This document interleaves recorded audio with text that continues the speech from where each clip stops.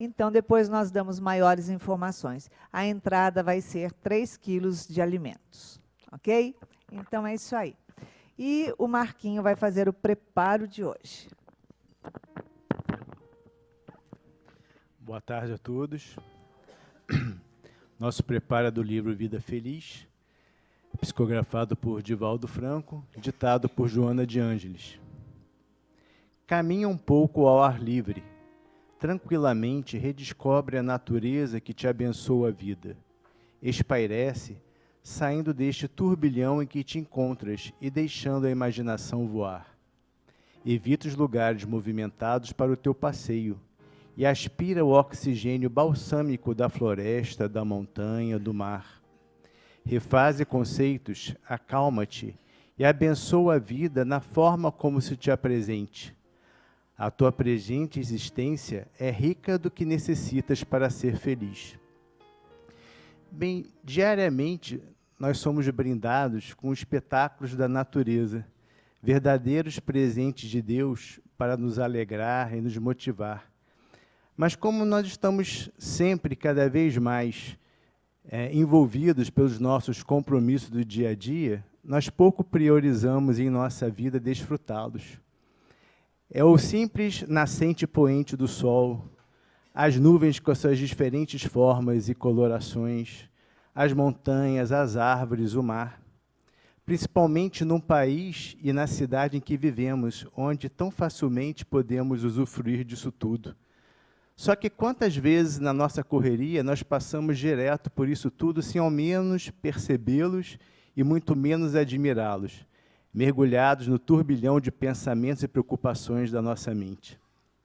Nós precisamos conseguir estar mais em contato com a natureza, pois isso não só nos beneficia a saúde física, como sabemos, mas também a mental e a espiritual. Pois a natureza, além de inspirar nossos pensamentos, é uma fonte imensa de fluidos vitais salutares para o nosso espírito. Que nesse final de ano, né, que é uma época de reflexões, nós, ao fazermos nossos planos para o ano que vem, que nós consigamos reservar uma parte do nosso tempo para isso e colocar em prática, porque é algo simples e prazeroso e que com certeza nos trará muitos benefícios. Boa palestra a todos.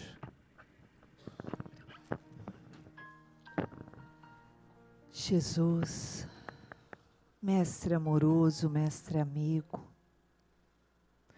nos reunimos nesta tarde, Senhor, para mais uma vez homenageá-lo. Neste mês, simbolicamente comemoramos o seu aniversário, a sua vinda entre nós para nos ensinar o amor. Nos deixou tantos ensinamentos, tantos exemplos, e mais de 2000 anos depois, ainda temos a rebeldia dentro do coração e da mente, e a dificuldade de seguir os seus passos. Hoje, já melhores do que ontem, compreendemos mais o que é o amor. E aqui nos colocamos, Senhor, para que nos abençoe, para que nos traga o alento aos nossos corações, pedindo a Joana de Ângeles que com a sua alegria e a sua inspiração envolva o nosso amigo Éder Andrade nos estudos que ele nos trouxe, falando de ti mais uma vez. Graças a Deus.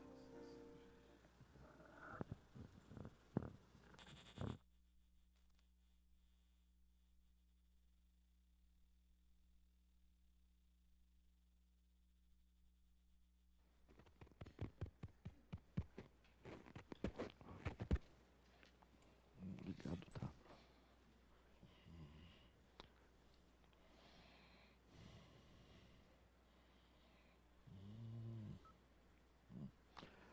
Boa tarde a todos.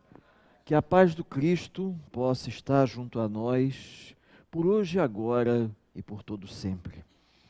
A pedido da casa, nós vamos falar do livro Boa Nova, falar a respeito do servo fiel. É uma passagem muito interessante, até por conta do mês em que nós nos encontramos, o mês de dezembro, final do ano, quando naturalmente fazemos um balanço de todas as coisas que aconteceram, assim como do nosso comportamento diante da vida, diante da casa espírita, diante dos amigos. Esse balanço ele é quase automático, principalmente quando nós vamos tendo uma maior consciência da responsabilidade enquanto encarnados. Porque normalmente as pessoas chegam na casa espírita buscando sempre ajuda e se esquecem que aqui elas podem contribuir ajudando. É muito comum, no caminho que fazemos até a casa espírita, e não é a primeira vez, somos parados no caminho, quase como um teste, para verificar se nós, fora da casa espírita, somos coerentes com a nossa fala aqui. De maneira a que os amigos espirituais procuram mostrar que não basta ter a consciência da verdade, nós precisamos viver a verdade. E viver a verdade é você aproveitar os ensinamentos que já foram recebidos e tentar vivenciá-los no nosso dia a dia, deixando o egoísmo um pouco de lado e tentando ser pessoas mais altruístas, tentando enxergar que, apesar de todas as mazelas que ainda somos portadores, temos condições de ter uma vida bem melhor do que aqueles que a casa espírita ajuda como população de rua. Na época da faculdade, quando nós estudamos lá no centro do Rio, no Largo de São Francisco, nós tivemos a oportunidade de ver naquela população de rua de mendigos coisas possíveis e imagináveis. Nós não vimos apenas a pobreza e o abandono, nós vimos uma miséria moral que ia além da nossa compreensão normal. Pessoas portadoras de doenças que você fica surpreso, como é que um indivíduo como aquele se encontra ali? Parece que na cidade não existe saúde pública.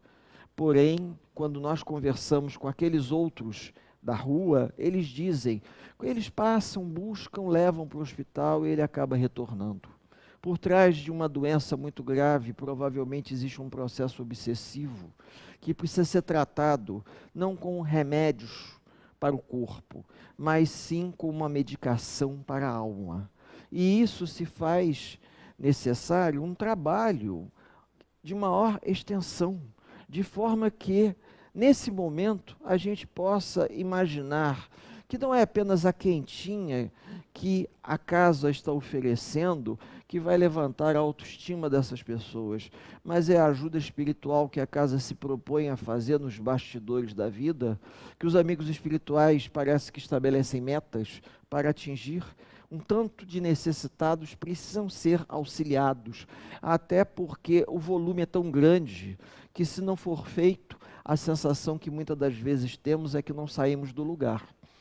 Então, diante disso, a gente precisa reavaliar a nossa conduta. E nada melhor do que pegar uma passagem do livro Boa Nova e falar sobre o servo fiel. Jesus, antevendo a sociedade humana que se desenrolaria ao longo dos séculos, nos oferece uma passagem muito interessante, porque ele vai bater a casa do cobrador de impostos e pede que o cobrador de impostos o receba. O cobrador de impostos era visto naquela época como uma pessoa desagradável. Poderíamos dizer que um funcionário público do alto escalão da época, responsável pela arrecadação de impostos e que deveria prestar contas ao Império Romano do que estava arrecadando. Como 90% das pessoas não sabiam ler e escrever, sabe-se lá até onde ele realmente prestava contas ou ele desviava alguma verba, né? Isso a gente deduz levando em conta a própria moral humana. Porém, esse em particular era um homem íntegro, embora fosse um cobrador de impostos. Até porque, se não fosse ele, teria que haver outro. E esse homem conversa com Jesus e diz para ele que, apesar dele não ser uma pessoa benquista na sociedade, por ser um funcionário público e ainda por cima aquele que era responsável pela cobrança dos tributos, que ele tentava fazer a parte dele, ajudar os seus familiares, ser um cara que honrava e cumpria com o seu dever. Ele tinha consciência plena. Não é porque ele fosse um indivíduo de uma classe social mais elevada que ele não poderia ajudar. Ele tinha essa consciência, embora ele fosse um cobrador de impostos. Uma coisa não tem nada a ver com outra. E é exatamente isso que o mestre tenta mostrar aos apóstolos. Porque os apóstolos questionam por que nós viemos à casa desse homem, de uma vida duvidosa, que tem tanta opulência, gastos, enquanto nós poderíamos estar em um local mais simples. O exemplo que Jesus procurou mostrar não é pelo fato daquele indivíduo estar numa condição socioeconômica elevada, para a época, que aquele homem não poderia fazer o bem. Podia fazer o bem. Assim como, por exemplo, o centurião de Cafarnaum. Ele era um centurião, um cargo político e militar para o Império Romano elevado, mas era um homem de uma índole completamente diferente. A índole dele era tão diferente do convencional que ele ficou tão maravilhado com Jesus que, quando Jesus foi levado para a crucificação, ele, no meio do caminho, tenta interceder a favor do mestre e diz ao mestre: eu posso ficar no seu lugar. E Jesus disse: não. Um dia eu vou precisar de você. Aqueles que tiverem curiosidade de saber quem se transformou em uma encarnação recente, o centurião de Cafarnaum, leiam o livrinho.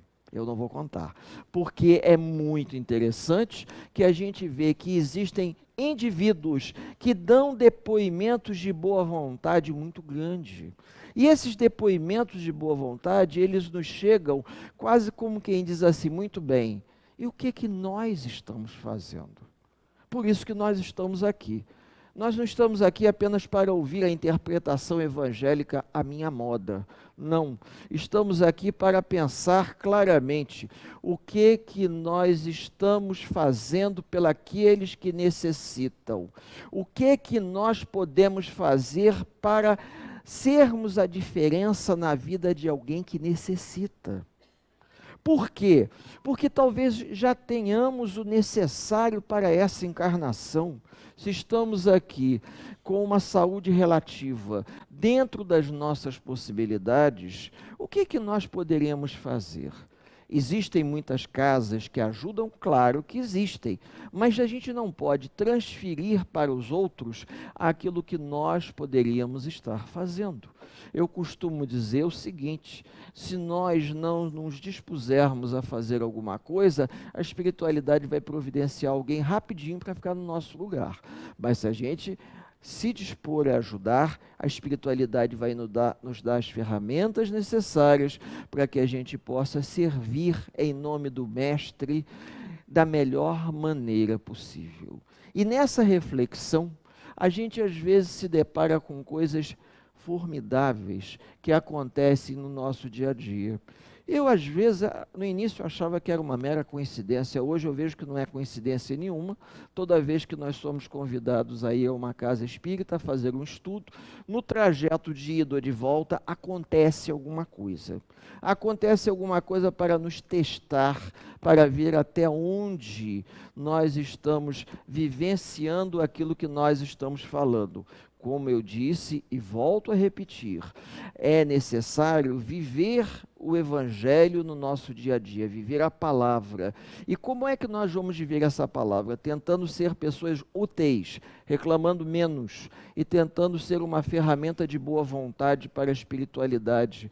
Porque às vezes o plano espiritual pode fazer muito mais pelo nosso intermédio se nós consentirmos, mas como nós colocamos resistências, às vezes a gente deixa de fazer coisas. E por acaso, uma vez, não vem ao caso qual era a casa espírita, nós fomos convidados para fazer o estudo. E ao sairmos dessa casa espírita, fomos andando por Copacabana, pela Nossa Senhora de Copacabana, numa época em que, ali onde hoje é a C&A, no andar de baixo, nós tínhamos ali vários restaurantes. Depois fechou, virou um supermercado e agora está fechado. Na época havia uns restaurantes e, por acaso, não sei se era na quinta-feira, o dia em que passava um caminhão retirando lixo, né? Existem uns dias e horários específicos que o caminhão passa retirando lixo. E eu estava andando quando eu vi uma multidão de pessoas da comunidade, mulheres, crianças, senhoras idosas, remexendo no lixo.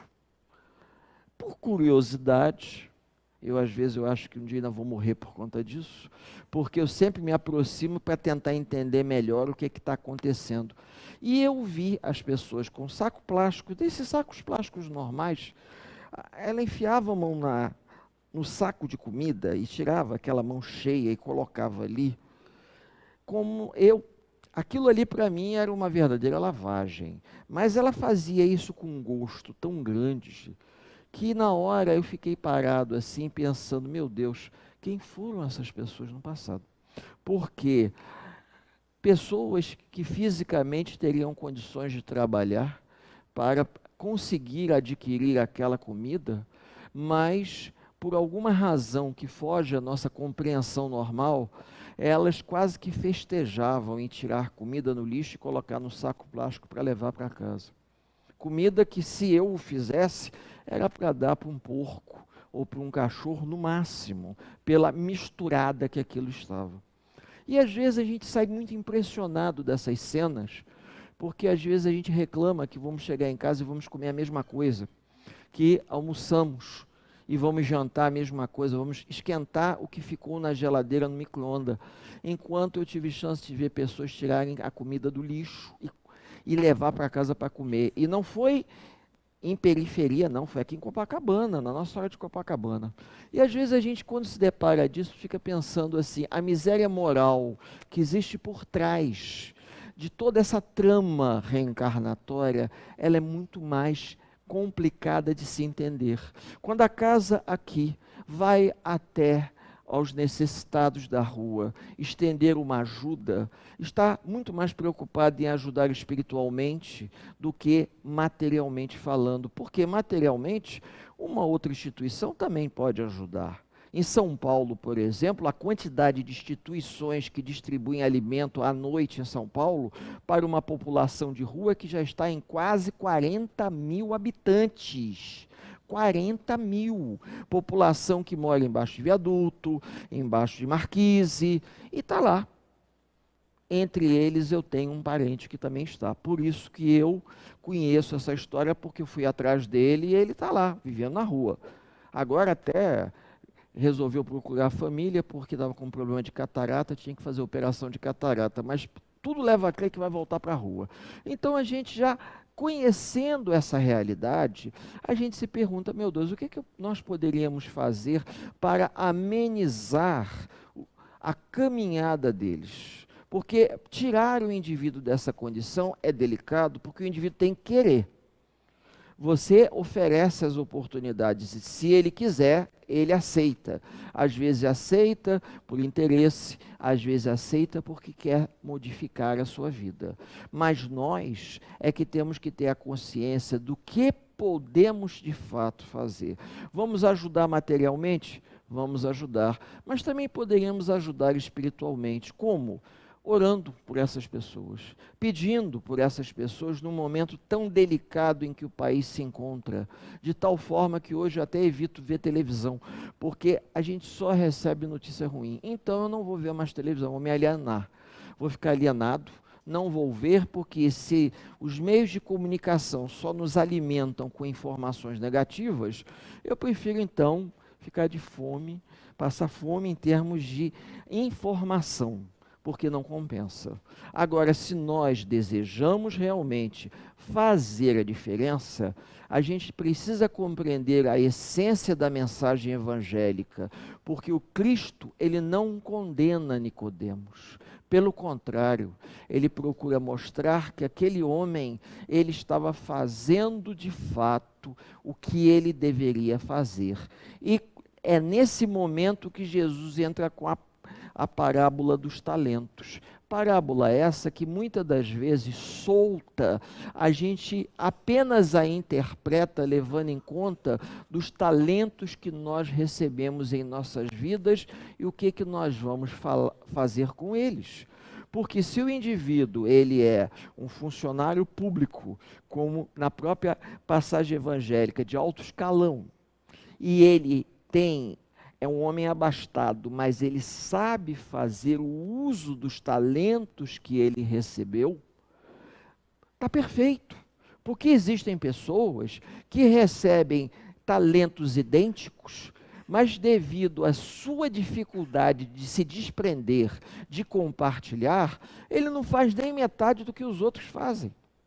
Como nós não estamos aqui para tomar conta da vida de ninguém, para saber se o indivíduo está fazendo um bom uso daquilo que ele recebeu, nós temos que fazer a nossa parte. É o momento de nós nos preocuparmos com o que estamos fazendo. O mês de dezembro eu considero um mês de balanço, onde nós temos que nos fechar para balanço, no bom sentido, e lembrar de Santo Agostinho, quando ele dizia claramente, o que eu fiz de bom no dia de hoje? Não fiz nada, então eu fiz coisas ruins, porque eu tenho um compromisso de fazer coisas boas, eu tenho um compromisso de alegrar as pessoas por onde eu passo, eu tenho um compromisso de ajudar os necessitados. Se eu não fiz nada daquelas coisas que eu considero que são primordiais, eu fiz coisas ruins, porque no momento em que eu não faço o bem, eu estou fazendo o mal. E nós deveríamos agir de forma semelhante. Todos nós, fazer uma revisão na nossa conduta. Às vezes eu não posso ajudar fazendo uma doação em dinheiro, mas eu posso fazer uma ajuda em trabalho. Outros já podem ajudar um pouco mais de acordo com a sua disponibilidade de tempo físico e com a sua disponibilidade pessoal. Porque existem pessoas que têm tempo e não fazem. Só resolvem fazer o dia que não há mais tempo. Nós estamos aqui, e segundo o próprio Chico Xavier, em um dos seus livrinhos, das suas histórias, nós já estamos vivendo uma espécie de data limite para muitas coisas. Determinadas provações estão acontecendo justamente para que o homem acorde. Não é por acaso que determinadas provas de ordem moral estão acontecendo na nossa sociedade, para que a gente se modifique, a gente saia dessa posição de conforto, de achar que nós somos eternos necessitados. Na verdade, até somos eternos necessitados, mas não somos eternos alienados. A gente precisa realmente se dispor para servir. E a cada ano, a cada mês, a cada semana, a cada dia que acordamos na carne, é uma oportunidade de poder ajudar aos nossos semelhantes e nos ajudarmos. Existem pessoas que esperam que aconteça de uma forma milagrosa um convite do mundo maior. Só falta o Espírito se materializar ao lado e dizer para o indivíduo, meu amigo, vamos fazer alguma coisa. E na verdade ele está colado a nós, soprando no nosso ouvido sugestões, faça isso, saia dessa posição cômoda que você se encontra, de achar que não tem condições. A espiritualidade, ela vai... existe uma expressão muito atual que a gente fala que é qualificar aquelas pessoas que desejam ajudar. Às vezes a gente vê pessoas que começaram sem muita expectativa, mas de repente elas alçaram o voo. Por quê? Porque a espiritualidade qualifica o indivíduo, envolve o indivíduo, intui o indivíduo para que ele possa ser útil. Às vezes a gente, por egoísmo, por vaidade, por onipotência, pegamos os talentos que recebemos e enterramos. Enterramos os talentos na esperança de que ao chegar ao final da vida, a gente vai desenterrá-los e dizer, olha, eu estou devolvendo aquilo que eu recebi. Enferrujado, sujo, mas estou devolvendo. E na verdade, o objetivo é que a gente multiplique. A gente pode até gastar, mas que seja de forma útil. É isso que às vezes nós custamos a compreender. O que Nicodemos conversou com Jesus, que embora ele reconhecesse que ele não era uma pessoa bem vista na sociedade, dentro da família dele, no relacionamento dele com a sua família e com os seus servos e com todas aquelas pessoas que estavam ligadas direto ou indiretamente a ele, ele tentava fazer o que estava ao seu alcance para poder ajudar. Ele tinha consciência tranquila de que estava fazendo o que ele tinha que fazer. Foi daí que Jesus disse a expressão servo fiel. Ou poderia até traduzir uma criatura coerente. Coerente com a sua própria vida. De maneira em que dentro da sua coerência ele compreendia a sua função. Alguém tinha que exercer aquilo. Como ele era uma pessoa íntegra, como eu brinquei aqui dizendo que não desviava nenhuma verba, e ele procurava prestar contas de tudo que ele recebia, ele fazia o que deveria ser feito. Mas isso não quer dizer que ele não pudesse ajudar ou colaborar. Por que eu estou dizendo isso? Porque às vezes a gente perde muito tempo acusando determinados personagens da nossa sociedade como se eles fossem os responsáveis, os únicos responsáveis pela miséria moral que nós estamos vivendo. Infelizmente, no momento que nós falamos isso, nós também não nos dispomos a mudar essa realidade. Tem pessoas que são incapazes de abaixar para pegar uma bolinha de papel que está no meio do caminho e colocar na lata do lixo. Mas sabe reclamar que a casa tem um faxineiro e que o faxineiro é que tem a função da limpeza. E com isso, nós vamos percebendo de forma muito clara que a gente se esquiva com franqueza.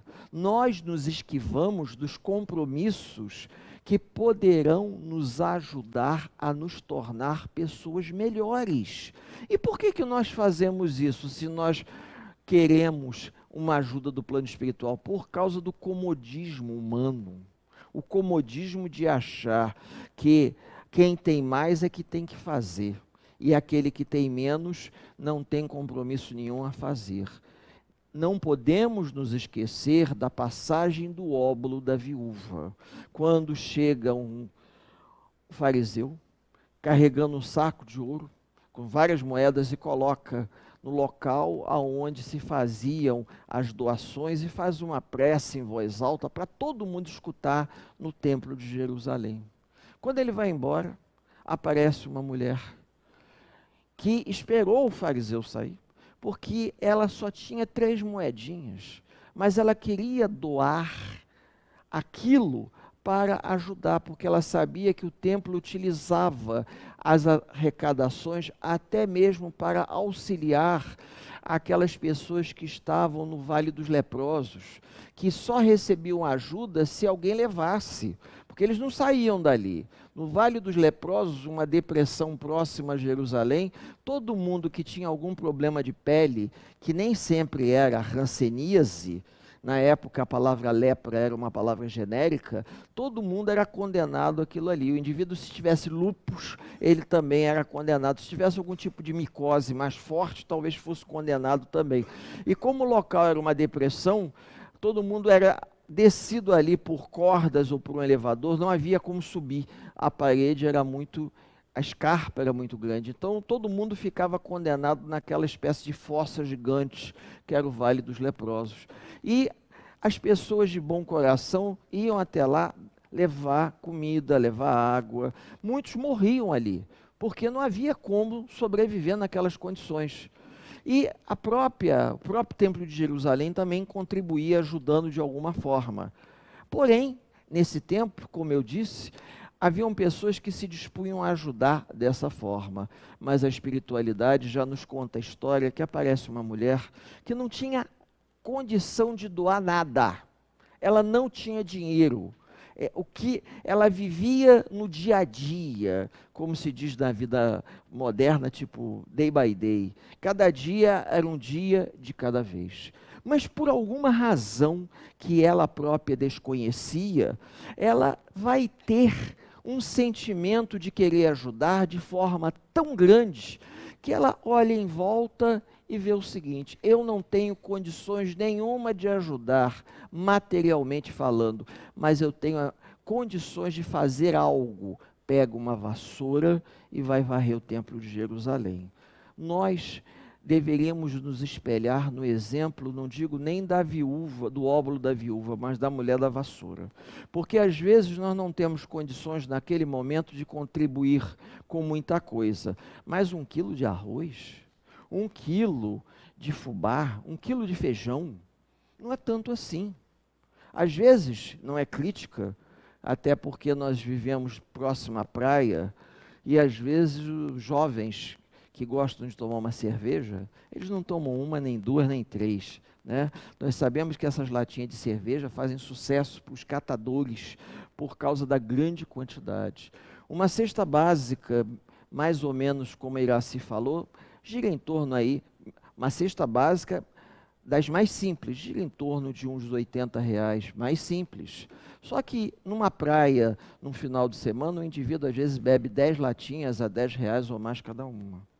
Então, todo mundo tem direito de gastar o seu dinheiro da forma que achar conveniente, mas às vezes uma pequena diferença da nossa parte pode fazer a grande diferença para uma outra pessoa.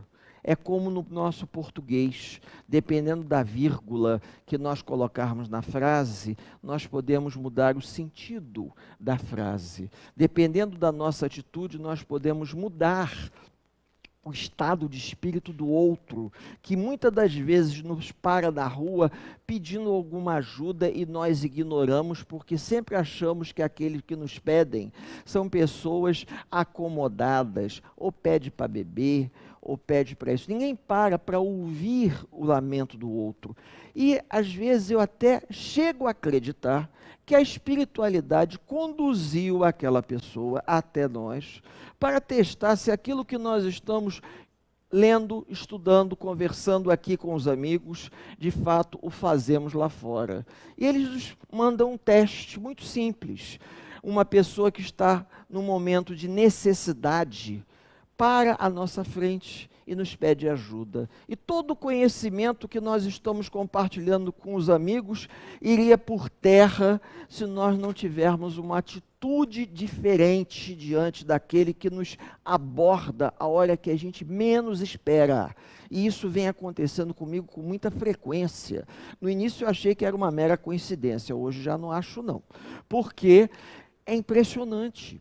Se nós desejamos a ajuda da espiritualidade, se a gente deseja que a espiritualidade seja presente na nossa vida, nós também temos que ser presentes na vida daqueles que a espiritualidade coloca no nosso caminho com o objetivo de ajudar. Isso é uma via de mão dupla. Se a gente não entender isso, não adianta. A gente vai ficar eternamente de mão estendida esperando ajuda, enquanto já estamos em condições de estender a mão para poder ajudar. Ajudando o outro, nós estamos nos ajudando. Ajudando a casa, para que a casa ajude os necessitados, estamos nos ajudando também. Mas eu acho que a maior ajuda é aquela que você faz de boa vontade, de coração. Alguns anos atrás, eu tive a oportunidade de ser incumbido pela nossa casa espírita de fazer a distribuição dos presentes de Natal e das cestas básicas. Então, alguém tinha que fazer a distribuição, me incumbiram e eu fui. As cestas já estavam prontas, eu nada mais fiz do que ler a lista com o nome das mães, fizemos uma prece, reunimos as mães assistidas e as cestas. A mãe ganhava uma cesta básica e a mãe ganhava uma sacola de gêneros. aquilo me impressionou de uma forma tão grande, porque o sentimento de gratidão de alguma delas, pela cesta que eu estava apenas entregando, me incomodou de uma forma absurda. Porque eu chegava a dizer, eu não estou dando a você, eu sou apenas aquele que entrega a bolsa. Mas o sentimento parecia que eu é quem estava metendo a mão no bolso para ajudar. E aquilo me incomodou muito, porque eu estava apenas entregando à pessoa algo que já havia sido feito. Essa consciência mexeu muito comigo, porque às vezes a gente quer ajudar e se dispõe a ajudar e não espera por uma surpresa dessa. Foi uma surpresa muito grande, porque eu senti o sentimento de gratidão das pessoas, que deveria ser canalizado para casa, mas talvez por estar ali no tete-a-tete, né, com as pessoas, eu senti aquilo. As pessoas agradeciam como se eu fosse o responsável. E aí a responsabilidade aumenta. Por que aumenta? Porque se eu estou entregando uma coisa que foi feita pela casa, alguém que precisa, e a pessoa me agradece, eu sinto o sentimento de gratidão, imaginem se eu tivesse contribuído um pouco mais para ajudar.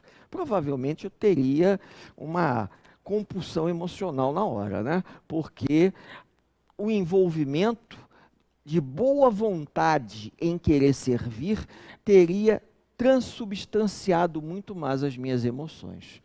Às vezes, essas experiências de encontrar gente tirando comida do lixo, você entregar uma ajuda para uma pessoa que necessita, você parar nessa época do ano para fazer uma reflexão, será que eu sou um servo bom?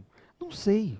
Por quê? Será que eu venho fazendo um bom uso dos talentos que eu venho recebendo ao longo dessa vida? Eu não sei. Mas eu preciso fazer uma análise, eu preciso fazer uma avaliação, porque a espiritualidade, ela sabe que nós estamos com data limite para muitas coisas. E quando digo data limite, é porque certas coisas que nós estamos fazendo aqui, com uma mão na frente e outra atrás, no sentido de fazendo com uma certa calma, a espiritualidade está do outro lado, quase que batendo palma e dizendo, façam logo, porque o tempo na carne está passando. Vocês estão perdendo muito tempo fazendo num ritmo que já poderiam ter feito há muito tempo atrás. Isso nos surpreende porque, lógico que nenhum espírito vai chegar aqui para dizer, vocês fizeram menos do que deveriam. Mas eles dão a entender que nós já poderíamos estar muito mais enganjados no movimento em prol do bem. E nós não estamos. Quando nós nos questionamos, levando em conta o ensinamento da passagem evangélica, do servo fiel, do servo bom, será que nós estamos sendo realmente servos bons ao Cristo? Será que nós estamos sendo servos fiéis? Será que a gente está sabendo utilizar os talentos que nós recebemos? Porque a espiritualidade, ela em momento algum vai criticar a gente se a gente gasta dinheiro numa coisa desnecessária. Mas ela vai nos chamar a atenção se nós estamos sabendo utilizar aquilo que nós recebemos em favor dos necessitados. Já foi feita uma estatística de que toda comida que os restaurantes jogam fora, ela alimentaria boa parte da população que vive abaixo do nível da pobreza. Não sei se os amigos se lembram, na época em que a África passou por um problema seríssimo de falta de alimento, que até aqueles cantores americanos formaram um grupo e gravaram um disco, na época era disco, não era nem CD, aonde nós somos o mundo, com o objetivo de levar comida para os países africanos que viviam problemas sérios. A gente viu uma cena na televisão dos soldados da ONU chegando, as pessoas em volta, parecendo formiga. Naquela confusão, caiu um pacote de fubá. as pessoas pegavam o fubá, metiam a mão no fubá com terra e comiam, de uma maneira parecendo animais. É óbvio que aquilo ali é um processo de influenciação espiritual dos mais difíceis, porque as pessoas parece que elas perderam a sua humanidade, estavam vivendo como bichos. E nós sabemos perfeitamente que nas comunidades que existem aqui, Rio das Pedras, Rocinha e adjacências, existem pessoas que realmente perderam a sua humanidade e vivem de maneira animalesca. Essas pessoas que se alimentam do que nós jogamos no lixo, precisam da nossa ajuda. É lógico que sozinhos nós não podemos fazer nada. Nós temos que nos unir e nos aliar a uma instituição para que a instituição, amparada pelos mentores espirituais, possa chegar a esses necessitados que se encontram. Não é aquele que tem a sua casinha em condições paupérrimas, mas tem a casinha. Existem aquelas pessoas que vivem de maneira inimaginável. E eu não estou dizendo no interior do Nordeste, não. Aqui mesmo na Zona Sul do Rio. Ali em Ipanema mesmo, lá no Pavãozinho, naquela região, existem pessoas ali que vivem abaixo do nível da pobreza em condições subhumanas. E bem do lado. E por que a gente não nota? Porque existe uma provação espiritual que envolve essas pessoas. O que nós podemos fazer é ajudá-los. Por isso que a casa convida. Muitas casas espíritas convidam a que as pessoas saiam da sua posição de comodismo e se disponham a ajudar. A ajuda que nós tentamos fazer a esses que necessitam, ela retornará a nós com uma chuva de bênçãos, para que a gente se mantenha equilibrado, para que a gente passe pelos momentos de provação de uma maneira mais serena, para que a gente dê continuidade ao que estamos acreditando e ao trabalho que nós nos dispomos a fazer até ao final da nossa encarnação. Pensem, o Natal é do Mestre, mas o Mestre nesse momento, ele se transforma nessas criaturas sofridas em que a casa ajuda. Não só essa, mas outras. Essas criaturas é que necessitam realmente da nossa ajuda. A confraternização que nós fazemos em família com coisas abastadas, um bacalhau, né, um vinho do Porto, um frisante, uma coisa assim, isso nós temos esse direito, até porque trabalhamos para tal. Mas também temos que nos lembrar que muito próximo a nós existem pessoas que se encontram em condições realmente de filme, que vivem dramas de filme e que precisam de alguma forma, de algum alento para pelo menos conduzirem a sua vida da melhor forma possível. Que a paz do Cristo possa permanecer junto a todos nós e que nesse momento, ao final dessa reunião, os benfeitores dessa casa, prepostos de Joana de Ângeles, possam abençoar a todos nós que aqui nos encontramos, desejando a todos, no coração de cada um, muita paz e um Feliz Natal. Boa tarde a todos.